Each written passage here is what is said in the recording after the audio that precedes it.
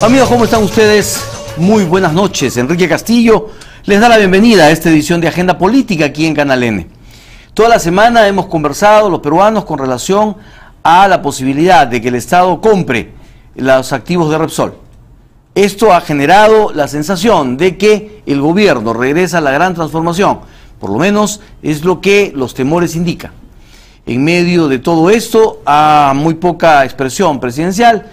Y sí, la confirmación del ministro de Economía con relación a estas, por lo menos, estudios técnicos, ha dicho, para con miras a la posibilidad de esta adquisición.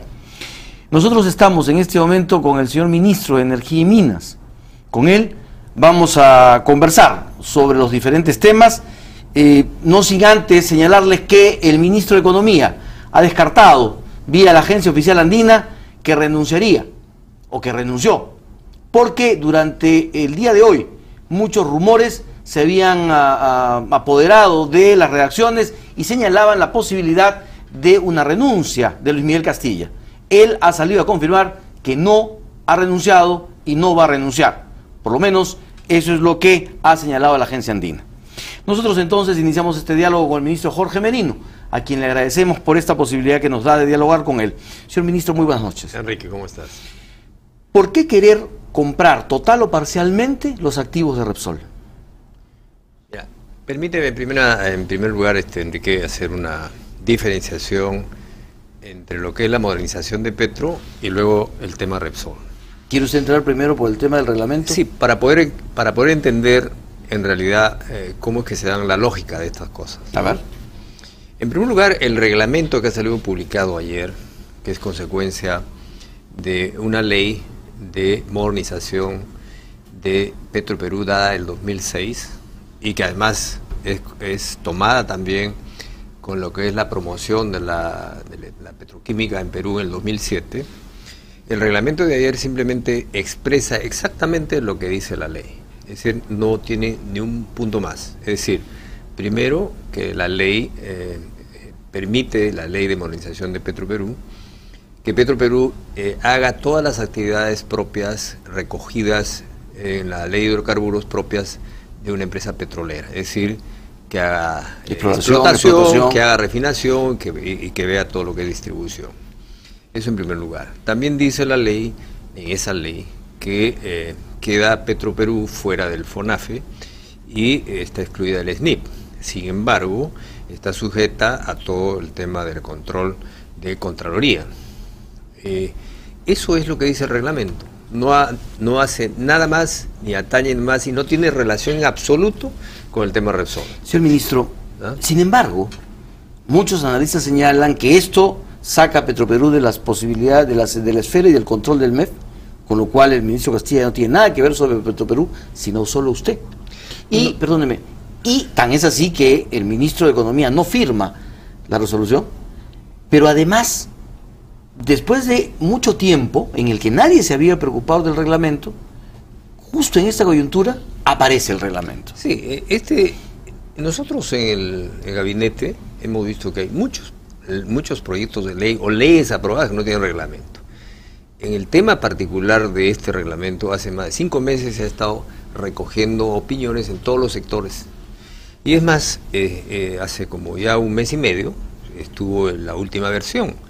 Y lamentablemente ha sido una mala coincidencia que se pueda dar esta interpretación. Pero sí, no tiene ninguna relación. Ahora, respecto al MEF... Me recojo lo que usted ha dicho. Si es mala la coincidencia, ¿por qué la sacan?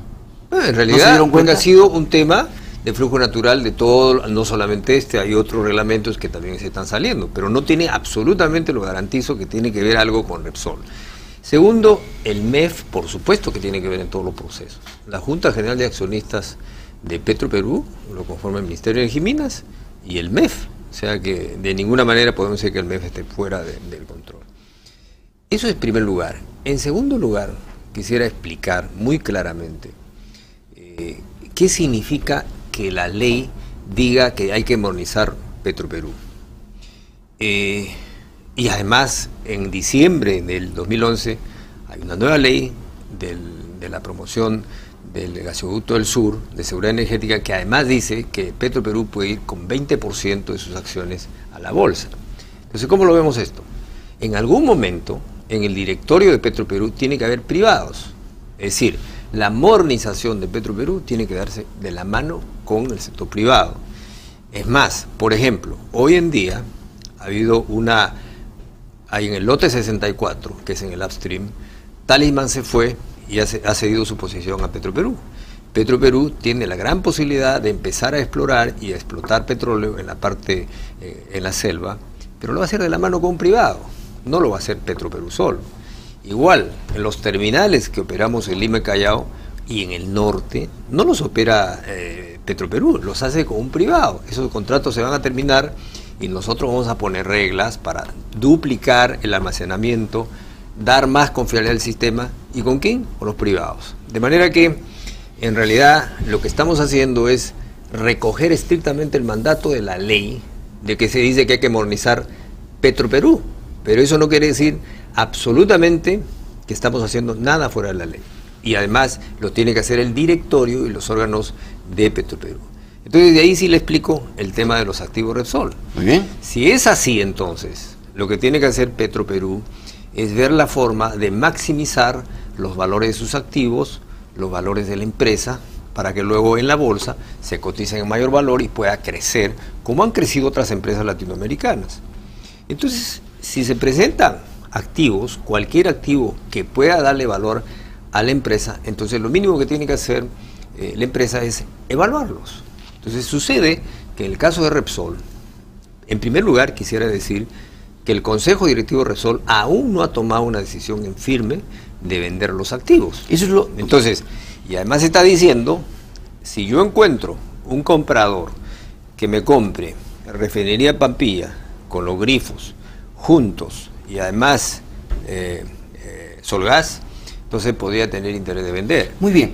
Y además sí, estoy vendiendo 51%. Muy bien, pero si entonces Repsol no ha tomado la decisión, ¿por qué razón los mandamases de Repsol se reúnen con el presidente en Palacio y el ministro de Energía y Minas sale a confirmar que ya están haciendo las evaluaciones técnicas? Para eso necesita, perdón, el ministro de Economía, para eso necesitarían de información que Repsol les proporcione. No, es cierto, o sea, se ha puesto en el mercado como una cuestión no vinculante información de los activos de Repsol. Como corresponde a Petroperú, el directorio de Petroperú toma la información y la comienza a evaluar, porque lo menos que tiene que hacer Petroperú es evaluar las oportunidades que pueda haber, si le conviene o no le conviene. De tal manera que se está haciendo una evaluación estrictamente técnica y financiera, no solamente de los temas de Repsol, sino en todo el tema de las inversiones que tiene que hacer Petroperú. ¿Por qué le convendría al Estado hacerse de unos activos en los cuales va a tener que invertir muchísimo dinero?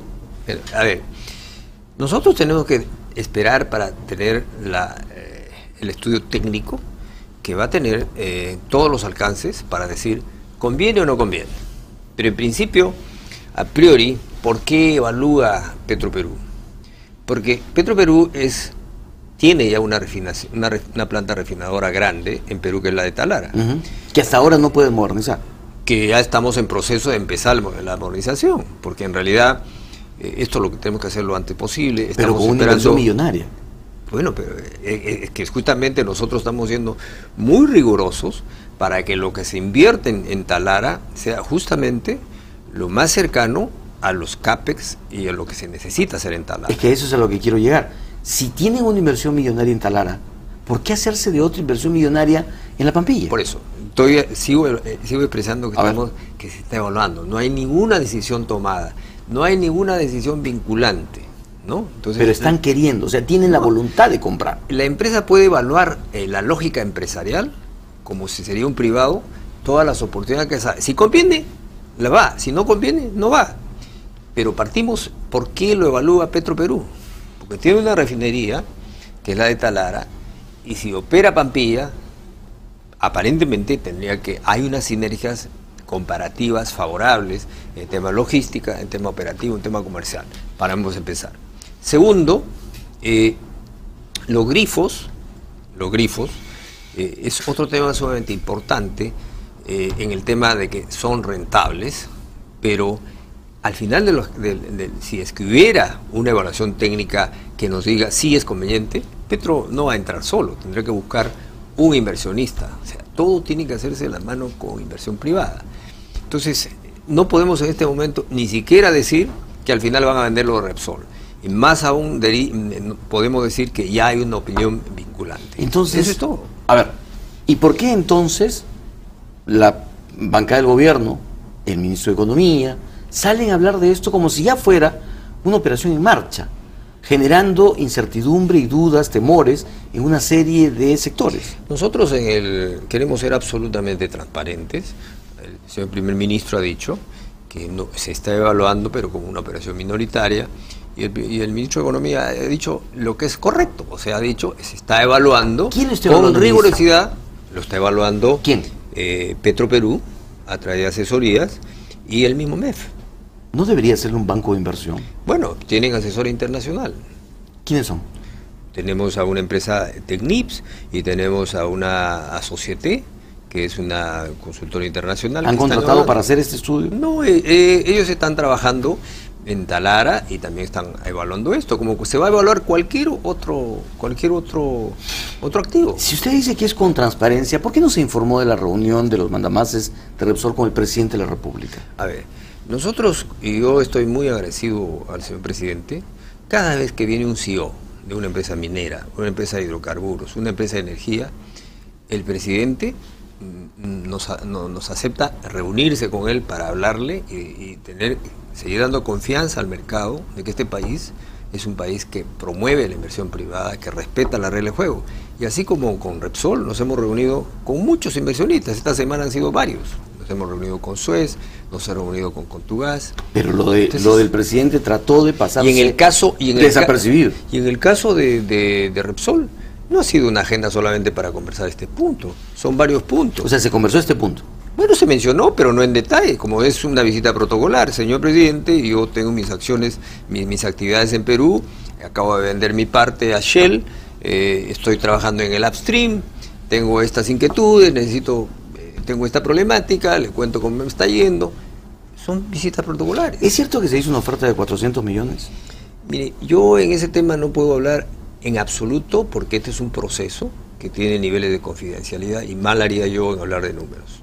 Ministro, si esto caminara, ¿tendría que pasar por ley del Congreso la compra de los activos de Repsol? Yo creo ¿El gobierno se allanaría a cumplir con la norma de la Constitución? El gobierno, en todo lo que sea sus decisiones, tiene que ser estrictamente de acuerdo a la ley. Y si tomada una decisión o no tomada, se tendrá que pasar por todo el marco constitucional, el marco legal. Por eso digo, la misma ley que está ahora nos dice a nosotros modernicen, nos da toda la posibilidad de discutir y analizar todo lo que sea necesario para esta empresa, que además, ojo, además es una empresa estratégica en tema de seguridad energética. Entonces, por eso es que cualquier noticia vinculada con hidrocarburos en el país tiene que pasar por el análisis de también una opinión de Petroperú. Repsol, en un informe presentado en España, ha dicho que no es estratégica para ellos. ¿Para el Perú sí lo es? Bueno, para nosotros... ¿Por qué es estratégico para nosotros? Para nosotros que consumimos 200.000 barriles por día de productos y solamente producimos 65.000, procesamos 65 barriles de petróleo y el resto lo compramos, lo importamos casi 5.000 millones de dólares al año. Por supuesto que todo lo que sea petróleo es estratégico. Por eso es que nosotros también queremos ir más allá con el gas natural. Es estratégico, sin duda. ¿Servirá esta adquisición para regular los precios en el mercado? Pero ahí hay que diferenciar, una cosa es control de precios y otra cosa es regulación. Cuando hablamos de regulación es cuando en realidad se induce una mejor oferta para bajar los precios. Y en ese sentido, todos los limeños saben, la mayoría que cuando van al sur, llenan sus tanques de gasolina justo en el grifo que está al lado de la planta de Conchán, que es de la red de Petro, porque ofrece un buen precio. Entonces, lo que nosotros queremos es que en realidad no haya abuso con los grifos y que no haya tanta diferencia en los precios. Todos sabemos que cuando el petróleo sube, los grifos suben inmediatamente y cuando baja, se demoran en bajar. Curiosamente, lo que hay que buscar mecanismos de regulación sin alterar la regla de libre mercado. Pero esa regulación también puede ser una manipulación, y lo hemos visto en otros países. Acá también, en la época velasquista. Es decir, se subvenciona, ¿no es cierto?, el combustible con tal de dejarle a la población la sensación de que la gasolina es barata. Podríamos llegar a eso. Nosotros, créeme, Enrique, este gabinete y con el presidente tenemos muy claro la ruta a seguir. Nosotros tenemos que ir atrayendo más inversión, dejando reglas claras en el mercado, cumpliendo lo que decimos, porque eso es el camino que nos va a permitir generar ingresos para combatir la pobreza. Para usted, ¿la plantilla es rentable? En realidad, la plantilla es una refinería que necesita inversión, tiene que ser desulfurizada, tiene que ser modernizada, y es parte del due diligence que harán cualquier postor que quiera comprar la ambientalmente dicen que va a ser muy caro hacerla funcionar. Eso es parte de la obligación que tiene Repsol, ¿no? Y que de alguna forma entrará en el proceso de evaluación. Coincidentemente, en los 2 últimos días han aparecido noticias que de alguna manera señalan que los grifos, hablan del 35-40% de los grifos, no cumplen con bajar el precio. Y esto un poco ha sonado como justificación de por qué el Estado quiere comprar Repsol. Yo creo que hay que separar las cosas. En realidad esa no puede ser una justificación para que el Estado, ya estoy explicando que no hay una decisión, hay una evaluación simplemente. Pero sí, organismos como Sinermin y después el mismo Indecopi, tenemos que estar alertas en el tema de los grifos, porque al final, ¿quién es el perjudicado? Es la población. Entonces, lo que queremos es que haya mayor oferta, mayor transparencia y que pues sea razonable los negocios de los grifos como es cualquier otro negocio. ¿Pasará lo mismo con el GNB? En el caso del GNB, por ejemplo, nosotros estamos abocados hoy día a trabajar con Pluspetrol para tener planes de promoción en provincia, así como se tuvo en Lima. En Ica ya lo tenemos y estamos muy pronto a empezar a hacer lo mismo en provincias. Y en provincias no hay GNB, ¿no? ¿Podría suceder que, si se presentara la oportunidad que otras empresas también mejoren el valor de sus activos, el gobierno les echaría ojo, evaluaría su compra? No, yo creo que esa es una percepción ya muy sesgada. En realidad, nosotros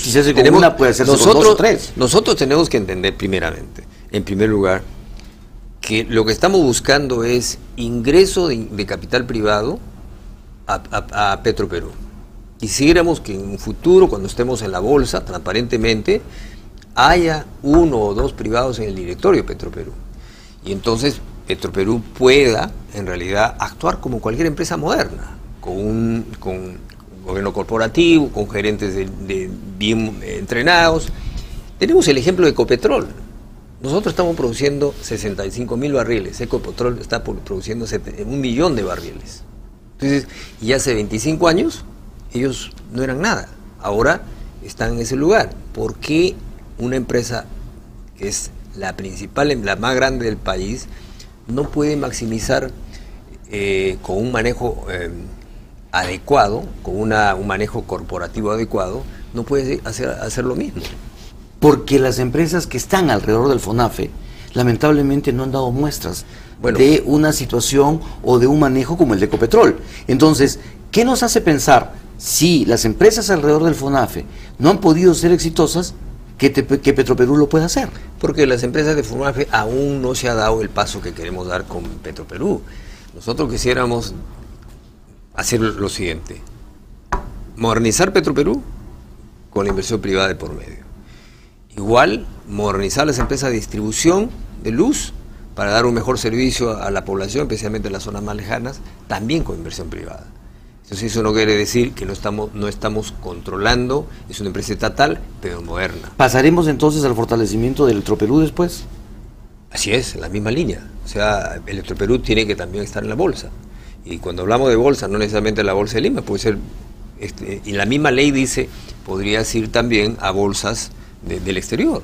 Muy bien, pero el manejo en bolsa implica un manejo corporativo muy pulcro.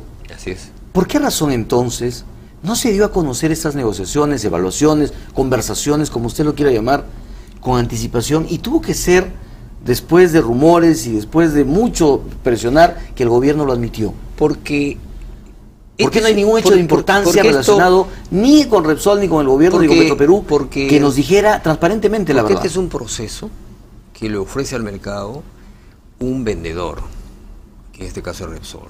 Y Repsol dice, para que tú puedas evaluar, me tienes que firmar un acuerdo de confidencialidad. ¿Ya lo firmaron? El acuerdo de confidencialidad, para que tengas información, tienes que firmar. ¿Cuándo lo firmaron? Eso lo firma, pues, lo firmó Petroperú en su momento. Pero no puedo dar detalles porque son parte... No, yo no le pido que me diga el acuerdo confidencial. ¿Cuándo lo firmaron? Bueno, ya cuando Repsol comenzó a decir que puede... ¿2 meses, 3 meses? Un par de meses. 2 meses. O sea, hace 2 meses ya habían firmado el acuerdo de confidencialidad. Pero eso no tiene nada que... Es solamente curiosidad periodística, ministro. Nada más. Porque justamente lo que todos queríamos saber era desde cuándo empiezan estas conversaciones, negociaciones. Claro, supongamos en el caso, ¿no?, que hay un activo distinto, y Petroperú quiere negociar, como se hizo con el 64. Si está confidencialmente buscando una posición beneficiosa para la empresa, no va a hacer publicidad para que luego se le caiga una operación. No, eso es entendible. Es obvio que estos manejos se hacen con rigurosidad. Es un manejo netamente empresarial. Pero aquí hay dinero del Estado. No, y es dinero de todos los peruanos. Claro, pero esto es dinero de una empresa que piensa hacer y que evaluar. Es empresa pública, empresa estatal. Está bien, pero con dinero de todos los peruanos. Pero tiene un mandato para que su directorio diga, oye, házmelo crecer esta empresa y tú eres responsable de cómo lo haces. Y entonces ¿por qué? Lo tiene que hacer. Y entonces ¿por qué se pronuncia primero el ministro de Economía y no el directorio? En realidad la coyuntura fue que le hicieron la pregunta en el foro al ministro de Economía, pero el directorio, cuando tenga ya una posición en firme, porque no hay todavía una posición en firme tampoco de Repsol, se pronunciará.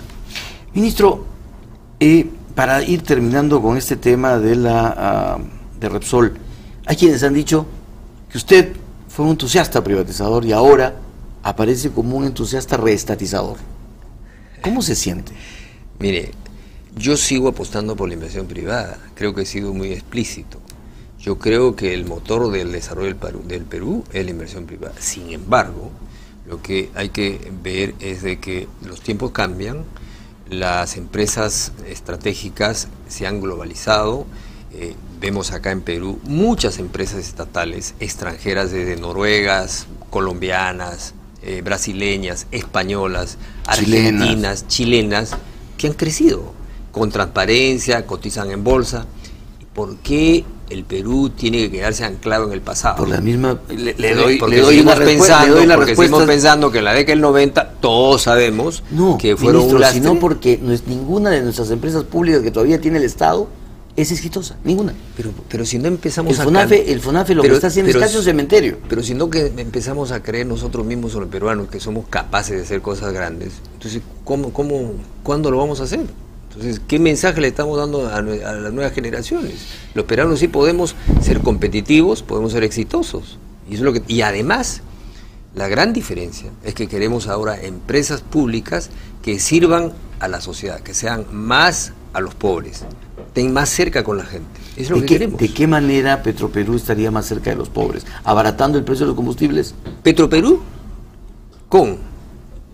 ya hoy día, está siendo acercado más a los pobres. Miren, en la selva estamos poniendo barcazas para llevar petróleo barato a todas las zonas, disminuyendo costos.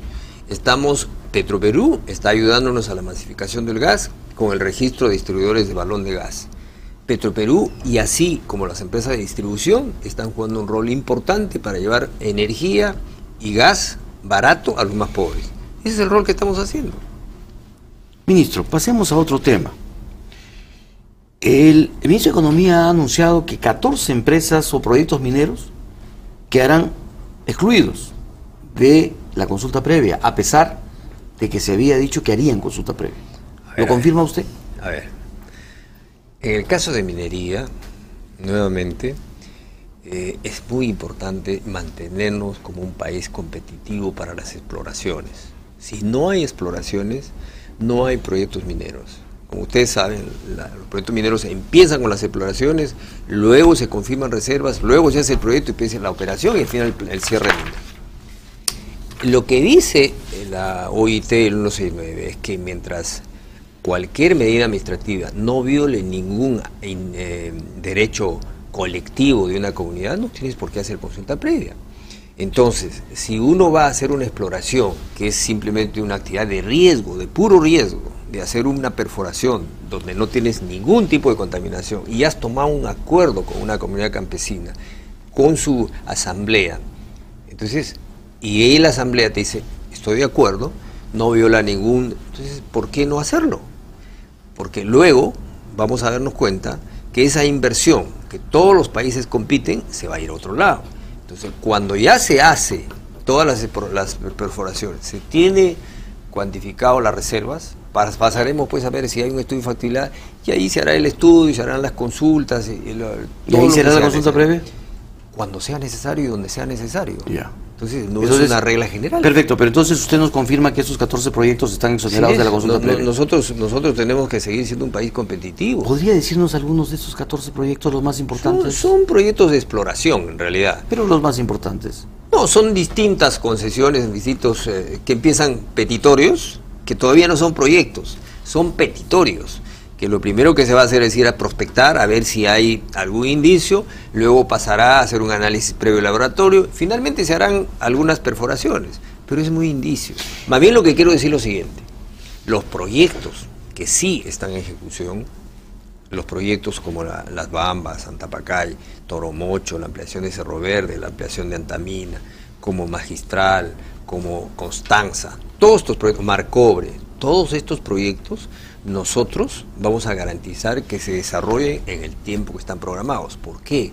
Porque los peruanos necesitamos que hoy día, que ha bajado el precio de los metales, produzcamos más para compensar el efecto precio con un efecto volumen. A eso quería ir. ¿Hay un plan de contingencia en el gobierno para esta caída que ha sido dramática de oro, plata, cobre? Así es, la mejor plan de contingencia es ser más promotores. Tenemos que traer más inversión, mejor ambiente, trabajar más para evitar conflictos sociales. Pero los permisos demoran o no se dan, y además las autorizaciones demoran, ministro, y hay que estar correteándolas. Y por eso digo, además nosotros dentro del gobierno vamos a hacer un task force para evitar todos estos tiempos muertos que lamentablemente la burocracia a veces tiene, porque tenemos que trabajar todos los sectores en una sola visión. Pero ese task force ya lo habían planteado hace un tiempo, hace 1 o 2 meses. Está funcionando en hidrocarburos, se ha avanzado mucho, estamos reuniéndonos también con las empresas, me he reunido con la Sociedad de Minería, estamos trabajando juntos para ver dónde están los cuellos de botella, porque eso nos conviene a todos los peruanos. ¿Cuál es la posición del gobierno con relación a la imposición de China de que se venda las bambas? Bueno, en el caso de las bambas, recordemos que este es un proceso que fue promovido por el Estado, y hay un contrato con Extrata Perú. Entonces, nosotros lo que queremos es que se garantice que el proyecto se desarrolle con los mayores estándares, porque es nuestro principal proyecto, nuestro principal yacimiento, que puede tener mucho más cobre alrededor y nuestra posición es esa, que vamos a mirar con detenimiento inclusive cómo se hace la operación, porque podría ser que nosotros podamos tener un derecho inclusive de exigencia en esta transferencia, ¿no? Pero van a dejar que la operación se haga. En realidad, si no, no hay fusión. Es cuestión de dialogar, es cuestión de conversar. ¿Con quién van a conversar? ¿Con China? Tenemos que conversar con Glencore, tenemos que conversar con Extrata, con todos y también con los chinos. Nosotros, como digo, esto viene de un proceso de promoción, entonces tenemos que garantizar primero que todo lo que se ha puesto en el contrato, respecto, por ejemplo, a las obligaciones sociales, acordémonos que ahí dentro del contrato hay puntos muy claros que se discutió con todas las comunidades. Eso se tiene que respetar estrictamente y yo creo que va a ser así, sin duda. Muy bien, ministro, nos quedan muchos temas, como siempre ocurre, pero nos gana el tiempo. Entonces, ¿usted podría garantizar que el gobierno no está entrando a un proceso de reestatización de las empresas privadas?